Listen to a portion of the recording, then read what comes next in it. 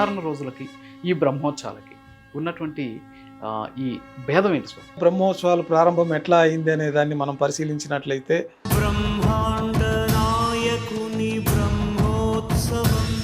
భక్తులు స్వామివారిని చూస్తేనే ముగ్ధ మనోహరంగా తన్మయత్వానికి లోనైపోతూ ఉంటారు. మరి మీకు అలాంటివి ఏమైనా ఉన్నాయి స్వామి? స్వామివారితో ఒక తండ్రికి ఒక తాతయ్యతో ఉన్నటువంటి అనుబంధాన్ని మాకు ఏర్పడిపోతుంది.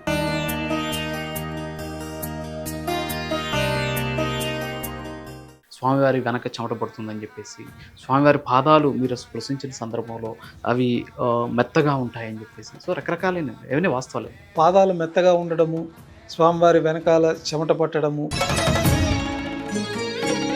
నిజంగా జటాజూటాలు, నాగాభరణాలు ఇవన్నీ స్వామివారికి ఉండేయన స్వామి వాస్తవంగా. ఆ యొక్క వక్షస్థలంలో అమ్మవారు ఉంది కాబట్టి స్వామివారికి సంబంధించి సేవించినటువంటి వాళ్ళలో చాలామంది అన్యమతస్థులు కూడా గతంలో ఉన్నారు. దానికి ముఖ్యంగా సయ్యద్ మీరా అనే ముస్లిం భక్తుడు